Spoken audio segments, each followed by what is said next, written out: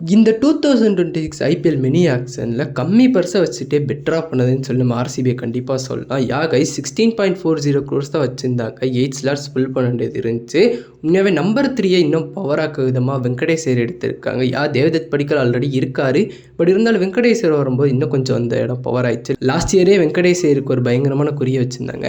இந்த வருஷம் ஒரு 7 crores ஒரு ஸ்டீல்னே சொல்லலாம். அதே மாதிரி New Zealand fast bowler Jacob Duffy எடுத்திருக்காங்க. இந்த வருஷம் நியூசிலாண்டுக்காக அதிக விக்கெட் எடுத்த பட்டியலில் ஜேக்கப் டஃபி தான் நம்பர் 1ல் இருக்கார். ஹேசிலுட் வருவாரான்னு தெரிலன்னு சொல்லிட்டு ஹேசிலுடோட பேக்கப்பையும் நீட்டாக எடுத்திருக்காங்க.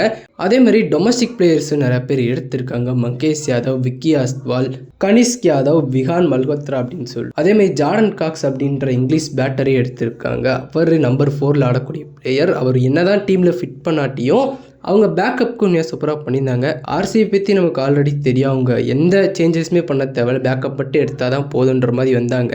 பட் ஆனால் இந்த காசை வச்சுட்டே பேக்கப்பே உண்மையாகவே சூப்பராக எடுத்திருக்காங்கன்னே சொல்லலாம். அவங்க டீமுக்கு எந்தெந்த இடம் லைட்டாக வீக்னஸாக தெரிஞ்சோ அந்தந்த இடத்தெல்லாம் க்ளீனாக ஃபில் பண்ணிட்டாங்க அப்படின்னு சொல்லிட்டு நம்ம தெளிவாக சொல்லலாம்.